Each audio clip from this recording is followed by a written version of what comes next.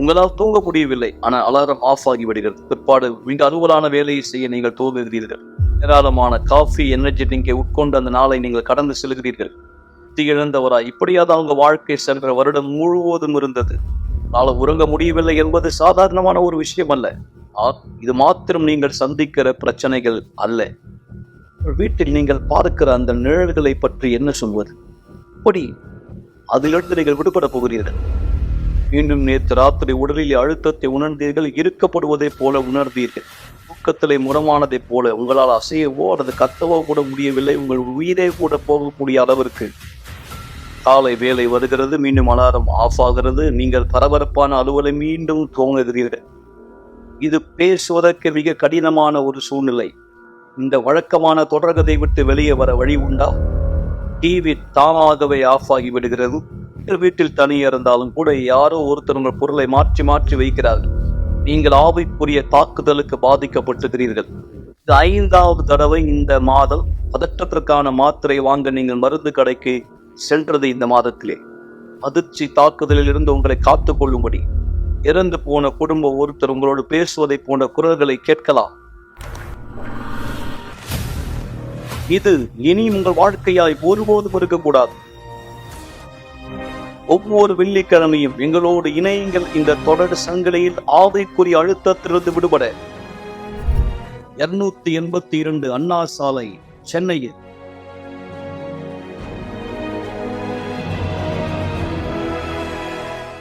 நீங்கள் சற்று முன்பு பார்த்த இந்த 10 அடையாளம் ஆவிக்குரிய தாக்கத்தினுடைய அடையாளம் நண்பர்களுக்கு சரியா? நாளை மதியம் 3 மணிக்கு தான் நம் விசுவாசத்தினுடைய ஐக்கியம். வசனம் நமக்கு அதை உறுதிப்படுத்துகிறது. பிசாசின் கிரியைகளை அழிக்க தேவகுமாரன் வெளிப்பட்டார். இந்த 10 ஆவிக்குரிய அடையாளங்கள் ஒரு நபருடைய வாழ்க்கையின் பல பகுதியை பாதிக்கிறது. கெட்ட பழக்கத்தினால எத்தனை பேர் திருமண வாழ்க்கையில பிளவுகளை சந்திக்கிறார்? எத்தனை திருமணங்கள் பிரிவை நோக்கி செல்கிறது, அழிவை நோக்கி செல்கிறது? கெட்ட பழக்கத்தினுடைய தாக்கம். எத்தனை உறவுகள் முறிக்கப்படுகிறது ஒரு கெட்ட பழக்கத்தினால். இது வெறும் ஒரு குடிப்பழக்கம் மாத்திரம் அல்ல. சந்தேகம், அதே போல முன் கோபம், அதே போல ஆத்திரம், கடும் கோபத்துல காயப்படுத்துவது, சரீரத்துல மாத்திரமல்ல வார்த்தையினால. இன்னைக்கு குடும்பங்களுக்குள்ள இப்படிப்பட்ட கருத்து வேறுபாடுகள் பரவலாய் இருப்பதை நாம் பார்க்கிறோம். ஒருத்தருக்கு ஒருத்தர் கசப்பான எண்ணங்கள், பழி வாங்குதல்கள், மனஸ்தாபங்கள். தன் குடும்பத்தை சேர்ந்த ஒருத்தரை அந்த கெட்ட பழக்கத்திலிருந்து விடுவிக்க முடியாமல் எத்தனை தாய்மார்கள், ஏன் எத்தனை பெற்றோர்கள் போராடி கொண்டிருக்கிறார். ஆனால் வசனம் சொல்கிறது, பிசாசின் கிரியைகள் அழிக்க தேவகுமாரன் வெளிப்பட்டார்.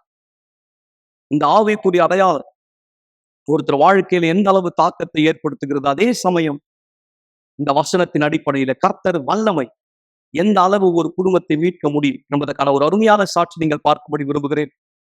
கீழே உள்ள தொலைபேசி எண்ணை குறிப்பிடுத்திக் கொள்ளுங்கள். எங்களை நீங்கள் தொலைபேசியிலே தொடர்பு கொள்ள விரும்பினால், சில காரணங்களால் சில நேரம் நீங்கள் தொடர்பு கொள்ள முடியாத சூழ்நிலை ஏற்பட்டாலும் பொறுமை இழக்க வேண்டாம், நம்பிக்கை இழக்க வேண்டாம். உங்களுக்காய் நாங்கள் ஜெபித்துக் கொண்டுகிறோம். திரும்ப முயற்சிகள். கண்டிப்பாய் உங்கள் அழைப்பு ஏற்கப்படும். உங்களுக்கான ஆலோசனைகள், ஜெப உதவிகள் நிச்சயமா இருக்கிறது. சாட்சி கேட்கலாம். தொடர்ந்து நிகழ்ச்சியிலே இணைந்திருக்கலாம். கெட்ட பழக்கம் எனக்குள் வளர துவங்கியது. குடிப்பழக்கம் படிப்படியாக அதனுடைய நிலைமையானது இன்னும் மோசமடைந்தது. நான் ஒவ்வொரு நாளும் குடித்தே ஆக வேண்டும் என்ற ஒரு கட்டத்துக்கு வந்து விட்டேன். நான் அவர்கிட்ட சொல்லியிருக்கேன், நீங்கள் இந்த மாதிரி குடிப்பழக்கத்துக்கு அடிமையாக இருந்தீங்கன்னா நான் உங்களை விட்டு போயிடுவேன். என்னுடைய அண்ணனோட வீட்டுக்கும் அக்காவோட வீட்டுக்கும் நான் அடிக்கடி போயிடுவேன். என்னுடைய அண்ணன் இவர்கிட்ட பேச வருவார், ஆனால் இவர் அதிகப்படியான குடிப்பழக்கத்துக்கு அடிமையாக இருந்தார். அதனால நான் விவாகரத்து செய்யணும்னு நினச்சேன். அதிகப்படியான குடிப்பழக்கத்துக்கு அடிமையாக இருந்தார். அதை என்னால் தாங்க முடியல. வாழ்க்கையானது கால்வாய்க்குள்ளே செல்வதை போல இருந்தது. என்னுடைய வாழ்க்கையில் நான் சோர்ந்து போய் கொண்டிருந்தேன். எவ்வளவு அதிகமாக என் வாழ்க்கையை நான் இழந்து கொண்டிருந்தேனோ அந்த அளவு அதிகமாய் நான் குடியை எடுத்துக்கொண்டேன். என்னை பொறுத்தவரை வாழ்க்கை என்பதே இல்லை. வாழ்க்கையில் எந்த ஒரு பிடிப்பும் எனக்கு இல்லை. மன அழுத்தம், கெட்ட பழக்கம். நான் செய்வினை எடுக்கிற இடத்துக்கும் போயிருக்கேன், எப்படியாவது அவர் குடிக்காம இருக்கணுங்கிறதுக்காக. மனைவி பூசாரிகளை அழைப்பால் அநேக ஏராளமான தொகை பணம் நான் அதற்காக செலவு செய்வேன். ஆனால் எதுவுமே ஒழுங்காய் நடைபெறவில்லை. எதுவுமே நான் விரும்பியதை போல நான் செல்ல வேண்டிய பாதையில் எதுவும் ஒழுங்காய் செல்லவில்லை. அதனால என்னோட வேலை செய்யற ஒருத்தர் ஃப்ளையர்ஸ் கொடுத்தாங்க. யூனிவர்சல் சர்ச்சுக்கு நீ போனா நல்லா உணர்வ அப்படின்னு சொன்னாங்க. நீங்க என்ன பிரச்சனையை சந்திக்கிறீங்களோ அதுக்காக போங்க, நான் பார்க்குறேன் நீங்க சந்தோஷமா இல்லை, உங்களுக்கு நிறைய பிரச்சனையானது இருக்கு, ஆனா நீங்க அங்க போகும்போது மாறும்னு சொன்னாங்க. இன்னும் சொல்ல போனா என் இருதயம் நான் வித்தியாசமா இருக்கிறத உணர்ந்தேன். நான் ஆலயத்துக்குள்ள வித்தியாசமா இருக்கிறத உணர்ந்தேன். அதன் பிற்பாடு நான் என் கணவர்கிட்ட பேசினேன். என் கணவரும் சொன்னாரு, ஆமா அப்படிதான் இருக்கு. நான் விருப்பம் இல்லாதிருந்தேன். நான் சொன்னேன், ஆலயத்துக்கு சென்றாலும் கூட எதுவும் என் வாழ்க்கையில் மாறப்போவதில்லை. நாம் இங்கே போய் நேரத்தை வீணாக்கி கொண்டிருக்க போகிறோம். கடவுள் என்று சொல்லக்கூடிய இந்த இடத்துக்கு சென்று எதுவும் என் வாழ்க்கையை மாற்றப் போவதில்லை. யாரும் என் வாழ்க்கையை மாற்ற முடியாது. என்னுடைய பிரச்சனை சரிபடுத்த போது வெறும் என் குடிதான். அவர் என்கிட்ட சொல்லியிருந்தாரு, நீ ஆலயத்துக்கு போயிட்டு இருக்கியா, நீ என்ன மாத்த போறியா, யாரும் என்ன மாத்த முடியாது, எந்த கடவுளும் என்ன மாத்த முடியாதுன்னு சொன்னாரு. இதை கேட்டுதான் நான் ரூம்குள்ள போனேன், கதவை சாத்தினேன், நான் முட்டி போட்டேன், நான் ஜபிச்சேன், தேவனே நீங்க தான் இவரை குடிப்பழக்கத்துல இருந்து மாத்தணும், ஏன்னா அவர் உங்கள்கிட்ட சவால் வச்சிருக்காருன்னு நான் சொன்னேன்.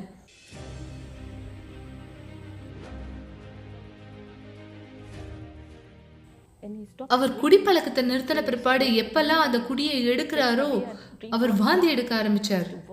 ஒரு நாள் நான் தீர்மானித்தேன், இந்த குடிப்பழக்கத்துக்கு ஒரு முடிவை ஏற்பட்டே ஆக வேண்டும். இல்லை, ஒரு வழி உண்டு. எனவே நான் ஆலயத்துக்கு சென்றேன், கூட்டங்களை கலந்து கொள்ள துவங்கினேன். இங்கே போதகர்கள் சொன்ன அந்த வார்த்தையின்படியே நான் கீழ்ப்படிய தீர்மானித்தேன். அப்பொழுதுதான் தேவன் என்னை தொட்டார். நான் சுஸ்தமானேன். என்னுடைய எல்லா விதமான கெட்ட பழக்கத்திலிருந்து விடுதலை பெற்றேன். நான் பரிசுத்த ஆவியினால் அபிஷேகத்தை பெற்றுக்கொண்டேன். என் மேலாக இருந்த அந்த பாரம், என் மேலாக இருந்த அந்த சுமை, அது என் வாழ்க்கையிலிருந்து மறைந்து போனது. அந்த தருணம் முதல், அந்த நேரம் முதல் என்னுடைய கண்ணோட்டம் மாறியது, பார்வை மாறியது. ஏதோ ஒரு இருள் என் கண்ணை விட்டு விலகினது போல அந்த நேரம் நான் எல்லாவற்றையும் தெளிவாய் பார்க்க துவங்கினேன். நான் பார்க்கும் விதம் மாறியது. என்னுடைய உள்ளத்தினுடைய விருப்பங்கள் மாறியது. நான் ஆலயத்துக்கு வருகிற சமயம் நான் அப்படியே வெளியிலே மற்ற மக்களை பார்க்கும் பொழுது என்னை போல ஒரு சமயத்திலே மன அழுத்தத்தோடு பாரத்தோடு இருந்த என்னை போல ஆலயத்துக்கு வருகிற மக்களை நான் இப்பொழுது ஆலயத்துக்குள்ளே பார்க்கும் பொழுது, வெளியிலே மக்களை நான் அப்படியே பார்க்கும் பொழுது எனக்கு அந்த அளவு ஆசை இருக்கிறது. நான் இந்த மக்களுக்காக ஏதாவது செய்ய வேண்டும், அவர்கள் இந்த பழக்கத்திலிருந்து நிலைமையிலிருந்து வெளியே வரும்படி என்று. என் வாழ்க்கை முற்றிலுமாக மாறியது. கர்த்தர் எனக்கு ஒரு வியாபாரத்தை கொடுத்தார்.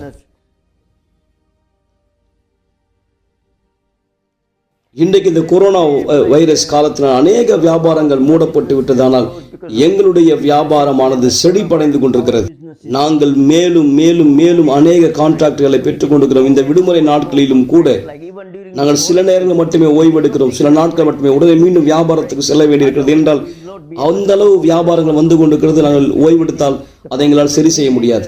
அநேக கான்ட்ராக்டுகள் எங்களுக்கு அந்த அளவு வந்து கொண்டிருக்கிறது. மேலும் இந்த குடி பழக்கம், எல்லா விதமான அந்த மன அழுத்தம், இது எல்லாமே முடிந்து போன கதை தான். எங்கள் வாழ்க்கையில் எல்லாம் பழைய கதை என்றுதான் இப்போது நான் சொல்ல முடியும். அது எல்லாமே புதைக்கப்பட்டு விட்டது, பழைய வாழ்க்கை. இன்றைக்கு நான் இப்போது இங்கே புது சதீஷாய் பேசிக் கொண்டிருக்கிறேன். இப்ப நாங்க 2 பேருமே சந்தோஷமா இருக்கோம். நான் அவர் கூட ஒன்னா இருக்கேன். முன்னாடி என்ன நடந்ததோ அதை நான் எப்பயும் மறந்துட்டேன். எங்களது வாழ்க்கையில் எங்களுக்கு கிடைத்த மிக பெரும் ஆசீர்வாதம் பரிசுத்த ஆவியானவருடைய அபிஷேகம். பரிசுத்த ஆவியின் மூலமாக ஒரு குடும்பமாக, ஒரு ஆலயத்திலே உறுப்பினராக ஒன்றாக இணைந்து ஆண்டவராக இயேசு கிறிஸ்து எங்களை பூமிக்கு அதற்கு அனுப்பினார அந்த நோக்கத்தை எங்களால் கைப்பற்ற முடிகிறது, அடைய முடிகிறது. நான் மீண்டும் உங்களை வரவேற்கிறேன். இந்த சாட்சி கண்டிப்பாய் அநேக குடும்பங்களை, அநேக மக்களை புதுப்பித்திருக்கும் என்பதில் எனக்கு சந்தேகங்களை நண்பர்களை. எனவேதான் உங்கள் வாழ்க்கை மாற வழி உண்டு என்பதை மறக்க வேண்டாம். நம்பிக்கை இழக்காது. கர்த்தர் இன்றும் நம்முடைய வல்லமை கரத்தை நீட்ட வல்லவரா இருக்கிறார். விசேஷமாய் அவர் தாமே சிலுவையிலே அசுத்தத்தின் எல்லா அதிகாரங்களையும், துறைத்தனங்களையும், பிசாசின் எல்லா வல்லமையும் ஜெயித்தார். புனித வெள்ளி ஆண்டவராக இயேசுவுடைய சிலுவையில் அறையப்பட்ட நாள் என்பது கண்டிப்பாய் பரவலான ஒரு கருத்தா இருந்தாலும் கூட மிக முக்கியமாய் நாம் கற்றறிய வேண்டியது, அங்கே தானே அவர் அசுத்தத்தை ஜெயித்தார், பிசாசின் சகல வல்லமையை ஜெயித்தார், நமக்கு எதிராக இருந்த எல்லா சாபங்களை ஜெயித்தார், வெற்றி சிறந்தார். எனவே அவர் சிலுவையில் அறையப்பட்டார் என்பதை விட அவர் வெற்றி அடைந்த நாள் புனித வெள்ளி இயேசு கிறிஸ்து உலகத்திற்காய் கொடுத்த வெற்றி என்று நாம் புரிந்து கொள்ள வேண்டும். எனவேதான் நீங்கள் தோற்கடிக்கப்பட போவதில்லை, உங்கள் வாழ்க்கை அழிக்கப்பட போவதில்லை, உங்கள் நிலைமை இதே போல கண்டிப்பா இருக்க போவதில்லை. இந்த கிரியை, இந்த சாபம், இந்த தோஷம் உங்களுக்கும் குடும்பத்தார் வாழ்க்கையில கண்டிப்பா இனி ஜெயிக்க போவதில்லை என்ற அந்த உறுதியை உள்ளத்துக்குள் பெற்றுக்கொள்ளுங்கள். ஆனால் இந்த நிச்சயம் உங்களுக்குள்ளே தொடர்ந்து நிலைத்திருக்க வேண்டுமானால் போராட்டங்கள் மத்தியில் கண்டிப்பாய் பரிசுத்த ஆவியானவர் தாமே உங்களுக்குள் வாசம் செய்ய வேண்டியது அவசியம். எனவேதான் ஆண்டவராக இயேசு கிறிஸ்து சிலுவையினுடைய மரணத்தின் வழியாய் பரிசுத்த ஆவியை உலகத்துக்கு அனுப்பினார். அவர் வந்து நமக்குள் இந்த நிச்சயத்தை வைக்கும் முடியும். இது பொழிந்தருளப்பட்ட இடம் மேல் வீட்டாரை எருசலேமிலே பெந்தகோஸ்தே என்னும் விசேஷ முதற்கனியின் பண்டிகை நாளில் இதை குறித்த ஒரு சிறு விளக்கத்தை நீங்கள் பார்க்கும்படி விரும்புகிறேன். தொடர்ந்து நாம் நிகழ்ச்சியில் இணைந்திருக்கலாம். இந்த நேரத்துல நீங்க ஒரு ஜபத்தை பெற்றுக்கொள்ள விரும்பினார், ஒரு ஆலோசனை தேவையானார், வாட்ஸ்அப்ல எங்களுக்கு செய்தி அனுப்பலாம். தொடர்பு கொள்ள தயங்காதீர்கள். உங்களுக்காய் உதவ நாங்கள் தயாரா இருக்கோம்.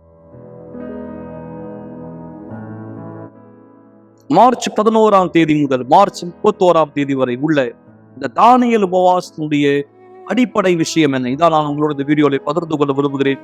யார் நீங்க என்னை பார்த்து கொண்டிருக்கிறீர்களோ, இந்த சம்பவம் முதலாவது நடைபெற்றது எங்கே? சரித்திரத்திலேயே அப்போஸ்தலர் 1ஆம் அதிகாரத்தை பார்க்கும்போது இங்க வசனம் சொல்லுகிறது, அவர்கள் ஒரு மனப்பட்டு, அதாவது எல்லோருமே இயேசு கிறிஸ்துவானவருடைய வார்த்தையை கேட்டுக்கொண்ட சமயம் சீஷர் எல்லாரும் கூடி வந்திருக்கும் போது இயேசு அவர்களை நோக்கி சொன்னார், யோவான் ஜலத்தினாலே ஞானஸ்தானம் கொடுத்தான், நீங்கள் சில நாளுக்குள்ளே பரிசுத்த ஆவியினாலே ஞானஸ்தானம் பெறுவீர்கள்.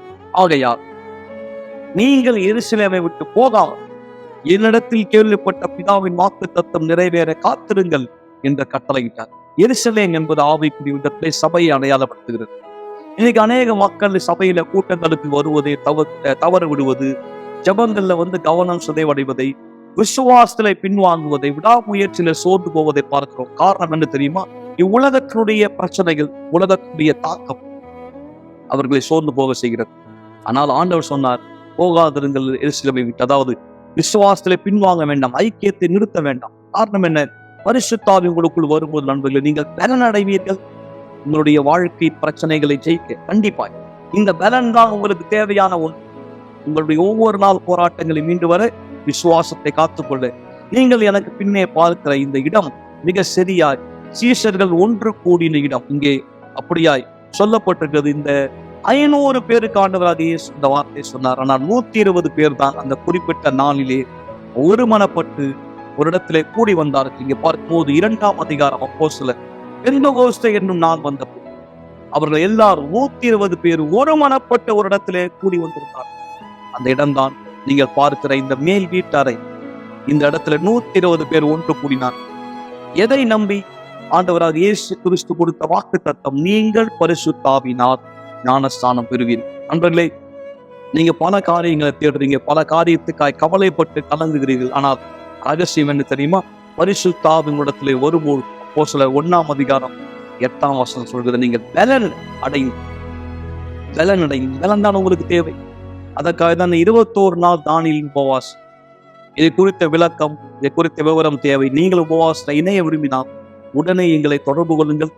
நேரடியாய் நீங்கள் ஆலயத்துக்கு வரலாம். இந்த ஞாயிற்றுக்கிழமை விசேஷமாய் 17ஆம் தேதி காலை 9:30 மணி எங்கள் சிறப்பு விருந்தினர். நான் அவ்வளவு நேரம் காத்திருக்க முடியாது, எனக்கு உடனடியாய் விளக்கம் தேவை. உடனே தொடர்பு கொள்ளுங்கள். இதை குறித்த விளக்கத்தை பெற்றுக்கொள்ளும்படியாய் இந்த உபவாசத்திலே நீங்கள் இயேசு கிறிஸ்துவானவர் தாமே வாக்களித்த பரிசுத்த ஆவியின் பொழிந்தறுதலை பெற்றுக்கொள்வீர்கள்.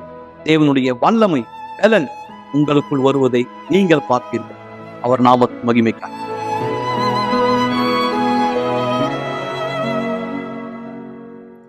தானியேல் உடைய உபவாசத்தினுடைய ஒரு விளக்கத்தின் வீடியோ, அதாவது பரிசுத்த ஆவி பொழிந்தருளப்பட்ட இடத்தில் இருந்து நீங்கள் இந்த வீடியோ பார்த்தீர்கள். மிக சரியா இங்கேதான் அப்போஸ்தலர்கள், சீஷர்கள் 120 பேர் மேல் பரிசுத்த ஆவி இறங்கினார்.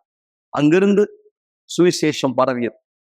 எல்லா இடத்திலும் பிசாசின் கட்டுகள் முறிக்கப்பட சிலுவை மரணத்தின் மூலமா இயேசு கிறிஸ்து என்ன கொடுத்தாரோ அதை நாம் நிஜத்தில் அனுபவிக்கும்போது இந்த அற்புதமான சாட்சி இதற்கு ஒரு மிக மிக மிக சிறந்த உதாரணம். இந்த ஆத்துமா மீட்கப்பட்டு இன்றைக்கு ஆத்துமா பரிசுத்த ஆவியால் நிரப்பப்பட்டு இன்றைக்கு உயிருள்ள சாட்சியாய் அவர் இருக்கிறார்.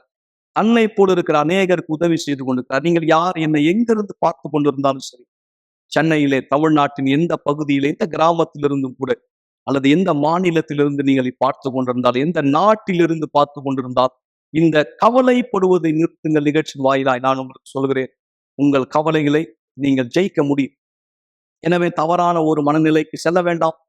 நாளை மதியம் 3 மணி விசேஷமாய் நான் உங்களுக்கு சிறப்பு அழைப்பு கொடுக்கிறேன். உங்கள் குடும்பத்தாரோடு வாருங்கள். சிலுவையினுடைய அடிவாரத்திலே ஒன்று கூடுவோம். ஆண்டவராக இயேசு கொடுத்த வெற்றியை பெற்றுக்கொள்ளும்படியா, அறிக்கை செய்யும்படியா, இந்த அற்புதமான சாட்சியை தொடர்ந்து நாம் ஜெபத்தில் இணைய போகிறோம். ஒரு டம்ளர் தண்ணீர் ஆயத்தப்படுத்திக் கொள்ளுங்கள். என்னோடு விசுவாசத்திலே ஒன்றிணையும். இந்த அற்புதமான சாட்சியை கவனிக்கலாம். என் பேர் வந்து சரவணன் சார். வயசு வந்து 43. அதாவது நான் யூனிவர்சல் ஆடு எதுக்கு முதல்ல வந்தேன்னா, எனக்கு வந்து எப்போ பார்த்தாலும் தற்கொலை எண்ணம் வந்துக்கிட்டே இருக்கும். அப்புறம் தூக்கமே இருக்காது. இரவனும் தூக்கம் இருக்காது, பகலையும் தூக்கம் இருக்காது. ஒரு நிம்மதியே இருக்காது. எப்போவுமே என்னை யாரோ ஒருத்தர் பயமுறுத்துற மாதிரியே இருக்கும். எனக்குள்ள ஒரு திகில் இருந்துகிட்டே இருக்கும். அதாவது ஒரு 10 வருஷத்துக்கு முன்னாடி திடீர்னு எனக்குள்ளாக ஒரு ஏதோ ஒன்று நுழைந்த மாதிரி இருந்தது. நல்லா ஞாபகம் இருக்கு. அது நுழைந்த அன்னைக்கே எனக்கு வந்து இரவில் தூக்கமே கிடையாது. சரி, நார்மலாக நம்ம என்னைக்காவது ஒரு நாள் தூங்காமல் இருந்து விட்டுட்டேன். காரணமே இல்லாமல் தற்கொலை எண்ணங்கள், ஏதாவது பண்ணிக்கணும், இந்த உலகத்தை வாழவே கூடாது, எந்த காரணமும் இல்லாமல் ஒரு தற்கொலை எண்ணங்கள் என்னை மிரட்டிக்கிட்டே இருக்கும். என் சிந்தனைக்குள்ள ஏதோ ஒன்று பேசுகிற மாதிரி இருக்கும். எனக்குள்ளாக ஏதோ ஒன்று என்னை இயக்குற மாதிரி இருக்கும். எனக்கு விஷயமும் புரியாது. ஒருவேளை நமக்கு தான் இது மாதிரி தோணுதா? அப்போ ஃப்ரெண்ட்ஸ் சர்க்கிளில் கேட்பேன், இன்னும் இதை மாதிரிலாம் சொல்கிறேன், நல்ல டாக்டரை பாரு, நல்ல சைக்காட்ரிஸ்ட் பாரு. அப்புறம் நான் வீட்டில் சொன்னேன்னா என்ன சில டாக்டர்கிட்ட கூப்பிட்டு போனாங்க. அவங்க செக் பண்ணிட்டு ஒன்றும் இல்லை, நார்மல், ஒரு தூக்கம் இல்லாமல் இருக்காரு, அதனால ஸ்ட்ரெஸ்ஸாக இருக்கணும், டேப்லெட் கொடுப்பாங்க. ஆனால் எந்த டேப்லெட் போட்டாலும் எனக்கு தூக்கமே வராது. எப்படி பார்த்தாலும் விடிகாலையில் நான் 4:30 5 மணி தான் தூங்குவேன். அதுவும் ஒரு 1 hour 1 hour தூங்குவேன். அதுக்கப்புறம் நான் கண்ணை விழிச்சிட்டேன்னா, டாய்லெட் போக கண்ணை விழிச்சிட்டோம், திருப்பி எனக்கு தூக்கமே வராது. அந்த 24 மணி நேரத்தில் எனக்கு வந்து அதிகபட்சமாக நான் 2 மணி நேரம் தூங்குறது பெரிய விஷயமா இருக்கும். அப்போ நான் என் குடும்பத்தை சொல்லல, அவங்க சில இடங்களில் போய் நான் கூப்பிட்டு போனாங்க. அங்கே சில விஷயங்கள் செய்ய சொன்னாங்க. அதாவது விஷயங்கள்லாம் இரவில் தங்குங்க, நடந்து போங்க, விரதம் இருங்க, சில விஷயங்கள் சொன்னாங்க. சரி, யார் என்ன சொன்னாலும் நமக்கு ரிலீஃப் கிடைக்கணும்னு நான் செஞ்சேன். ஆனால் எனக்கு 1% கூட அதில் எந்த ரிலீஃபும் கிடையாது. யார் என்ன சொன்னாலும், சொந்தக்காரங்க, தெரிஞ்சவங்க, ஃப்ரெண்டு, யார் என்ன சொன்னாலும் அது செய்வேன். ஏன்னா எனக்கு தேவை முதல்ல தூக்கம், நிம்மதி, அந்த சிந்தனைகளுக்கு நான் விடுபடணும். ஒரு இடத்துல கூட்டு போகல, உங்களுக்கு நான் இந்த பிரச்சனை சரி பண்ணுறேன், 4000 ரூபா கொடுங்க அப்படின்னா கூட நான் எதை பற்றி யோசிக்க மாட்டேன், குறைக்க சொல்ல மாட்டேன். என்னோட பிரச்சனை விடுபட்டு போனால் போதும், அந்த பணத்தை கொடுப்பேன். இந்த மாதிரி நான் சில்லறையாகவே எப்படி பார்த்தாலும் ஒரு 1 லட்சம் ரூபாய்க்கு மேலே வீட்டுக்கு தெரிஞ்சு கொஞ்சம், வீட்டுக்கு தெரியாமல் கொஞ்சம் செலவு பண்ணி பார்த்தேன். எதுவுமே எனக்கு ரிலீஃப் கிடைக்கல. 11 வருஷமாக எனக்கு என்னென்னமோ, நானும் மெடிடேஷன் சொல்லுவாங்க, நீங்கள் இப்படி பண்ணுங்க, மனசுக்குள்ள ஏதாவது சொல்லுங்க, அப்படி பண்ணுங்க, எது பண்ணாலும் என்னோட கவனத்தை நான் எங்கே திசை திருப்பினாலும், ஒரு மூவி பார்த்தாலும், ஒரு புக் நாவல் படித்தாலும், குழந்தைகளோட விளையாண்டாலும், எது பண்ணாலும் என்னோட கவனத்தை டைவர்ட் பண்ணால் அந்த மைண்ட் வந்து ஆட்டோமேட்டிக்காக அந்த சூசைட் தாட் தான் போகும். அந்த நான் எடுக்கிற ஸ்டெப்ஸு ஒரு 5 நிமிஷம் தான் அந்த ரிசல்ட் கொடுக்கும். ஒரு நாவல் படிக்கிறேன்னா ஒரு 5 நிமிஷம் தான் அந்த கதை என் மனசுக்குள்ளே ஏறும். அதுக்கப்புறம் என்ன படித்தாலும் அந்த மனசுக்குள்ள எனக்கு ஏறாது. அதாவது அந்த பழைய ஞாபகம் தான் வரும். அந்த சொல்லிக்கிட்ட மனசுக்குள்ள என்ன வந்து தற்கொலை பண்ணிக்கணும், இனிமேட்டு உனக்கு சான்ஸே கிடையாது, நீ எங்கே போய் நீ உன்னை காப்பாற்றிக்குவ, எல்லாம் பண்ணியாச்சு, எல்லா விஷயம் பண்ணியாச்சு, டாக்டர்கிட்ட போயாச்சு, எல்லா விஷயம் பண்ணியாச்சு, இனி பண்ண ஒன்றுமே கிடையாது, லாஸ்ட்டு இதுதான் நீ கார்னர், இதுக்கு மேலே நீ இந்த உலகத்தை எடுக்கக்கூடாது, இருந்து என்ன பிரயோஜனம் அப்படின்னு அந்த எண்ணங்கள் வந்து எனக்கு மிரட்டிக்கிட்டே இருக்கும். அதே சொல்யூஷன் கொடுக்கும், எப்படி சூசைட் பண்ணிக்கணும், எந்த ஸ்டெப் எடுக்கணும், எங்கே போகணும், எல்லாமே அந்த எண்ணங்கள் எனக்கு கைட் பண்ணும். அதாவது தற்கொலை பண்ணணும்னு என்ன வரையில எனக்குள்ள நான் ஒரு சான்ஸ் கொடுத்துப்பேன். இன்னும் 1 வாரம் பார்ப்போம், நம்ம மைண்டை வேற ரூட்டில் வேப்ரேஷன் பண்ணி பார்ப்போம். அப்படி பார்த்து எது பண்ணாலும் சான்ஸ் இல்லைன்னா அப்போ நான் முடிவு பண்ணிட்டேன், இனிமேட்டு நம்மளால போராட முடியாது. ஏன்னா 11 வருஷம் போராட்டம்னு அப்போ நான் செயலில் இறங்க ஆரம்பித்தேன். அப்போது தற்கொலை பண்ணால் கூட உயிர் சடனாக போயிடணும், ரொம்ப கஷ்டப்பட்டு ஹாஸ்பிட்டல்லாம் போயிட்டு பண்ணக்கூடாது. இதுக்கு ஒரே ஸ்டெப்ஸ், நம்ம வந்து ட்ரெயினில் விழுந்தால் நம்மளை யாரும் காப்பாற்றவும் முடியாது. ஒரே நிமிஷம் முடிஞ்சோன்னு ஒரு 3 தடவை அதுக்கு ட்ரை பண்ணேன். இப்போ தற்கொலை பண்ணான்னு போகையில் நான் தண்டவாளத்துக்கிட்ட நிற்கையில் ஏதாவது ஒரு ட்ரெயின் வேகமாக வர ட்ரெயினில் வேடலான்னு நிற்பேன். ட்ரெயினில் ரொம்ப மெதுவாக வரும். அப்போ அந்த ட்ரெயின் கிட்ட வரையில் எனக்குள்ள ஒரு கான்ஷியஸ் வரும், ஏன் நம்ம இன்னும் கொஞ்சம் டைம் எடுத்துக்கூடாது, இன்னும் கொஞ்சம் ட்ரை பண்ணக்கூடாது. அப்போ இன்னும் ஒரு மனசு சொல்லும், இல்லை ஆல்ரெடி எல்லாமே முயற்சி பண்ணியாச்சு, இன்னும் ஏன் நாள் கிடத்தாது, இல்லை ட்ரை பண்ணி பார்ப்போம். அப்படி என்ன நானே மனசுக்கு சமாதானம் பண்ணிக்கிட்டு ரொம்ப கஷ்டப்பட்டு அப்புறம் நான் அங்கேருந்து வந்துடுவேன். வந்து நான் என்னோட வேலையை செய்வேன். ஆனாலும் இந்த வாட்டி தப்பிச்சுட்டேன், அடுத்த வாட்டி கண்டிப்பா அந்த நீ எடுத்த முடிவு வந்து மாறாதுன்னு அந்த தாட் சொல்லிக்கிட்டே இருக்கணும். அதாவது என்னோட கடைக்கு ஒரு வாடிக்கையாளர் வருவாங்க, அவங்க யூனிவர்சல் ஆலயத்தை சேர்ந்த ஒரு அசிஸ்டன்ட், அவங்க அசிஸ்டன்ட் யாருன்னு எனக்கு தெரியாது, அவங்க ஒரு சகோதரி மாதிரி எனக்கு பேசுவாங்க. அப்போ கேட்டாங்க, நீங்க ஆள் ரொம்ப மெலிஞ்சு போயிட்டீங்க, கண்ணெல்லாம் உள்ள இருக்கு, என்ன விஷயம், உடம்பு சரியில்லைன்னு. அப்போ நான் அவங்கள்ட்ட வந்து நீங்க சகோதரி மாதிரி இருக்கீங்க உங்கள்கிட்ட சொல்றேன்னு. அப்போ நான் சிம்பிளா இதான் சொன்னேன், லைட்டை தூக்கம் வர மாட்டுது, எனக்கு கெட்ட கனவெல்லாம் வருது, சூசைட் பண்ணிக்கணும் என்ன வருது. அப்போ அவங்க சொன்னாங்க, நீங்க வந்து இங்க யூனிவர்சல் ஆலயத்துக்கு வாங்க, அங்க வந்து அவங்களுக்கு பிரச்சனை சரியாகும் அப்படின்னாங்க. அப்போ அவங்க சொல்லல, சரி நம்ம பிரச்சனை நம்ம எங்கெங்கேயோ போனோம், இங்கேயும் போய் ட்ரை பண்ணி பார்ப்போம், கடைசியாக ட்ரை பண்ணி. அப்போ நான் போகையில இந்த மாதிரி இப்போ ஃபர்ஸ்ட் மீட்டிங்ல இருக்கையில நீங்க எங்க இருந்து வாங்கி கேட்டாங்க, நீங்க இந்த வர இந்த பிரச்சனை. அப்போ அவங்க சொன்னாங்க, சரி தொடர்ச்சியா வாங்க, விசுவாசமா வாங்க, உங்க பிரச்சனை விடுதலை ஆயிடுறாங்க. அப்போ நான் தொடர்ச்சியா போக ஆரம்பிச்சேன். எனக்குள்ள ஒரு நம்பிக்கை, சரி எவ்வளவோ செலவு பண்ணோம், இது வந்து நம்ம ஒரு முயற்சி தானே, இதையும் பண்ணி பார்க்கணும். அப்போ நான் தொடர்ச்சியா வாரத்தில் புதன்கிழமை, வெள்ளிக்கிழமை, ஞாயிற்றுக்கிழமை 3 பிரேயர் வந்து மிஸ் பண்ணாமல் தொடர்ச்சியா வர ஆரம்பிச்சேன். அப்படி நான் வந்துட்டு இருக்கையில ஓரளவு நிவாரணம் கிடைச்சது. அந்த எண்ணங்கள் வந்து கொஞ்சம் ரிலாக்ஸ் ஆச்சு. அப்போ நான் எல்லாரும் பக்கத்தில் கேட்பேன், உங்களுக்கு என்ன ஆச்சு, நீங்க எதனால வந்தீங்க, இந்த பக்கத்தில் கேட்பேன், உங்களுக்கு என்ன ஆச்சு எதனால வந்தீங்க. இப்போ அவங்களுக்கு சொல்லுவாங்க வாழ்க்கையில இருந்து, இவங்க வாழ்க்கையில நடந்திருக்கு, ஏன் எனக்கு நடக்க மாட்டேது, நான் வந்து ஏறக்கூடிய ஒரு 3 மாசம் மேலே வரேன்னு எனக்கு முழு ரிசல்ட் கிடைக்கலையே அப்படின்னு ஒரு நாள் பாஸ்டர் சொன்னாரு, நீங்க வந்து உங்க வாழ்க்கையை பீடத்து மேல அர்ப்பணிங்க, 100% அர்ப்பணிங்க, 50% 20% 100% நம்பி வாங்க, உங்க பிரச்சனை என்னன்னு பீடத்துக்கு மேல சொல்லுங்க, கண்டிப்பா ஒரு விடுதலை கிடைக்கினாரு. அப்போ நான் ஒரு தீர்மானம் பண்ணேன், இனிமேட்டு இழக்க ஒண்ணுமே கிடையாது, எல்லா வழியும் ட்ரை பண்ணியாச்சு. நம்ம ஒரு தீர்மானம் எடுத்து பீடத்துக்கு போன போய் நின்று அவர்கிட்ட தேவன்கிட்ட சொன்னேன், தேவனே நான் யாரையும் நம்பல, எல்லா முயற்சி பண்ணிட்டேன், கடைசி முயற்சி நீங்க என்னை கைவிட்டீங்கன்னா அவ்வளவுதான், அதனால 100% என்ன நான் மாத்திக்கிறேன்னா கீழ்ப்படுகிறேன், வார்த்தை கீழ்ப்படுகிறேன், எந்த கெட்ட எண்ணங்கள், கெட்ட வார்த்தைகள், கெட்ட சகவாசங்கள்லாம் என்ன நானே மாத்திக்கிறேன்னு நான் ஒரு தீர்மானமா 100% நான் ஒப்படைக்கல. நல்லா தெரியுது எனக்குள்ளாக ஒரு அந்த வைப்ரேஷன், பேட் வைப்ரேஷன் வந்து அதோட பவர் கம்மியாக இருந்தது. அதோட பவர் வந்து ஃபர்ஸ்ட் ரொம்ப ஸ்ட்ராங்கா இருந்தது, அதோட பவர் நாளுக்கு நாள் கம்மியாகல.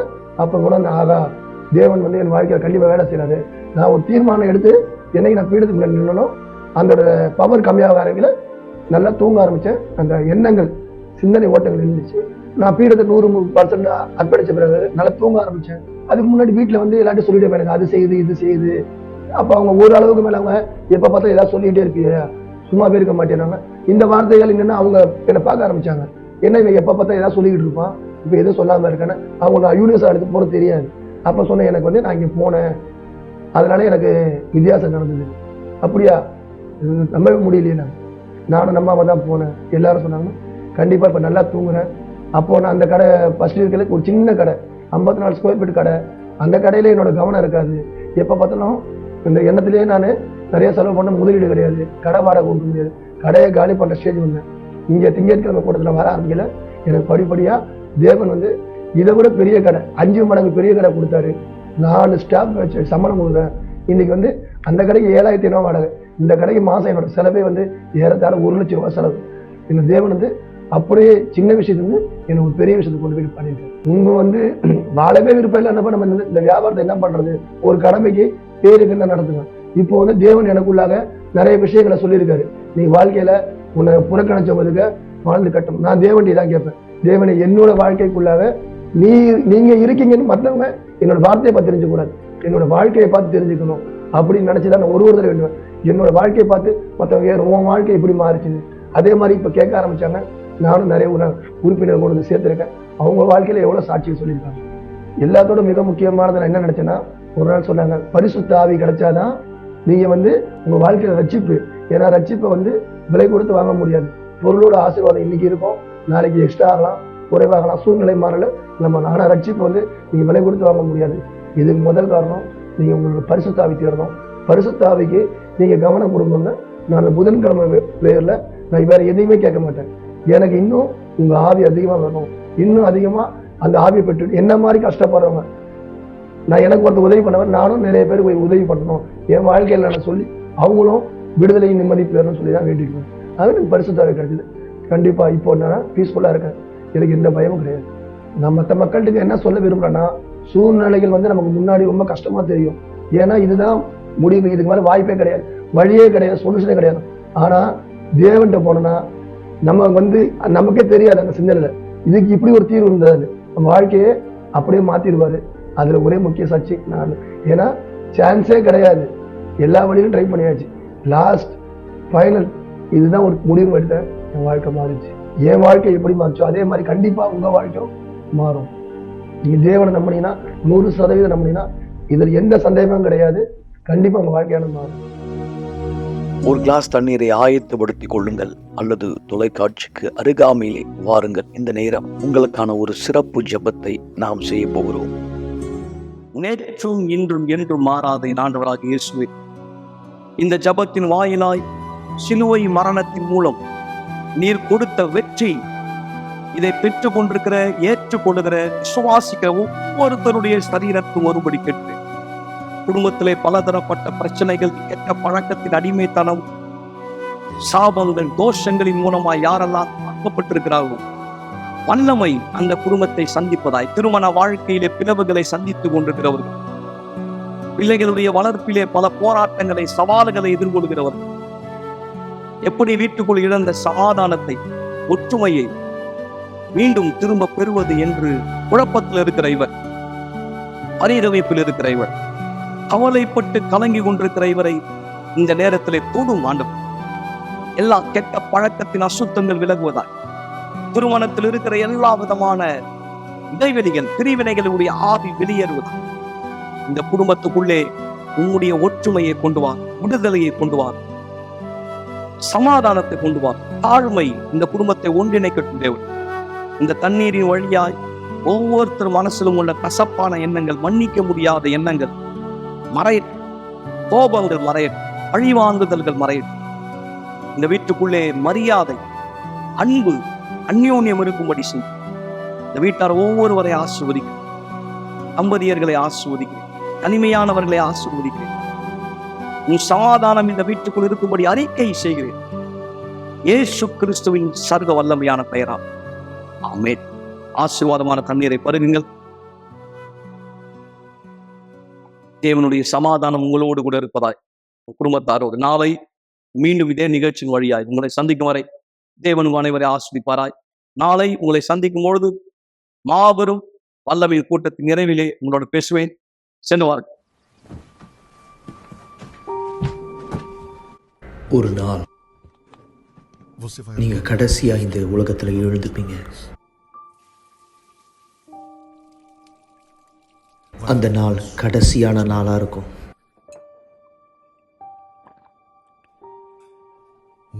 கடைசியா ஒரு முறை நீங்க காலை உணவை சாப்பிடுவீங்க.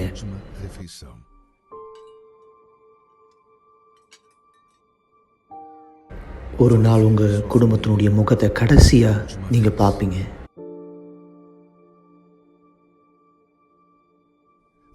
உங்களுடைய கடைசியான வார்த்தையை சொல்லுவீங்க. உங்களுடைய கண்கள் கடைசியா ஒரு முறை சிமிட்டும்.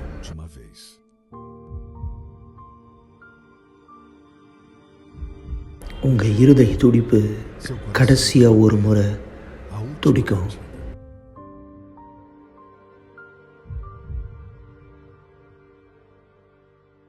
நீங்க கடைசியா ஒரு முறை மூச்சை இழுத்து விடுவீங்க.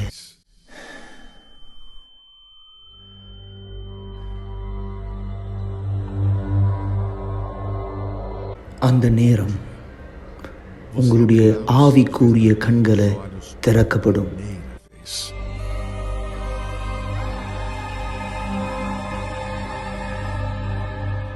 அந்த நேரத்தில் நீங்க புரிஞ்சுப்பீங்க எந்த அளவுக்கு உங்களுடைய ஆத்மா உண்மையானது அப்படின்னு.